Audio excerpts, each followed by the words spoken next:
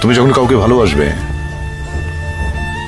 এক বুক সমুদ্র নিয়ে ভালোবাসতে হবে তোমাকে, এক বুক সমুদ্র নিয়ে, তা না হলে সে প্রেমের কোনো অর্থ নেই। বিনোদন অঙ্গনের যে কজন তারকা দম্পতি দর্শকদের মন ছুঁতে পেরেছেন তাদের মধ্যে অন্যতম হুমায়ুন ফরিদী ও সুবর্ণা মোস্তফা। তাদের অসাধারণ অভিনয় দর্শকদের মুগ্ধ করেছে।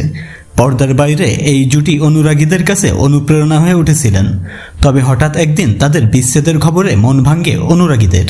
2008 সালে দীর্ঘ 22 বছরের সংসার জীবনের ইতি টানেন হুমায়ুন ফরিদী ও সুবর্ণা মোস্তফা। তবে কেন বিচ্ছেদের মতো কঠিন সিদ্ধান্ত নিয়েছিলেন তা নিয়ে কখনো মন্তব্য করেননি এ জুটি। 2008 সালে বিচ্ছেদের পর বহুবার গণমাধ্যমের মুখোমুখি হয়েছিলেন হুমায়ুন ফরিদী, তবে কখনোই বিচ্ছেদের কারণ উল্লেখ করেননি। মৃত্যুর আগ পর্যন্ত সুবর্ণার প্রতি ভালোবাসা আর সম্মান রক্ষা করে গেছেন। একটি বেসরকারি টেলিভিশন সাক্ষাৎকারে অভিনেতাকে প্রশ্ন করা হয়েছিল তাদের ঘর ভাঙ্গার কারণ কি, বা তিনি সুবর্ণাকে নিয়ে কিছু বলতে চান কিনা।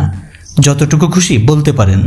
জবাবে সরাসরি না উত্তর দিয়েছিলেন হুমায়ুন ফরিদী। তার কারণ ব্যাখ্যা করে তিনি বলেন, আমি চাই না তার কোনো অসম্মান হোক। এদিকে তারকা জুটির বিচ্ছেদের কারণ সম্পর্কে স্পষ্ট করে কখনো মন্তব্য করেনি সুবর্ণা মোস্তফাও। তবে এক সাক্ষাৎকারে বুঝিয়েছিলেন দাম্পত্য জীবন ভালো যাচ্ছিল না। ওই সাক্ষাৎকারে তিনি বলেন, বন্ধুত্ব ও সম্মান ছাড়া সম্পর্ক টিকিয়ে রাখার মানে হয় না। ব্যক্তিগত জীবনে হুমায়ুন ফরিদী 2 বার বিয়ে করেন। প্রথম বিয়ে করেন 80-র দশকে। সারারাত ইসলাম দেবযানী নামের তার এক মেয়ে রয়েছে এ সংসারে। পরবর্তীতে অভিনেত্রী সুবর্ণা মোস্তফাকে বিয়ে করেন। অন্যদিকে 2008 সালে আফসানা মিমির ডলস হাউস ধারাবাহিকে অভিনয়ের সময় নাটকটির অন্যতম পরিচালক বদরুল আনাম সৌদের সঙ্গে ঘনিষ্ঠতা গড়ে ওঠে সুবর্ণা মোস্তফার। পরে 15 বছরের ছোট তরুণ নির্মাতাকে ভালোবেসে বিয়ে করেন সুবর্ণা মোস্তফা। তো বন্ধুরা, ভিডিওটি নিয়ে আপনাদের মন্তব্য কি জানিয়ে দিন কমেন্ট বক্সে।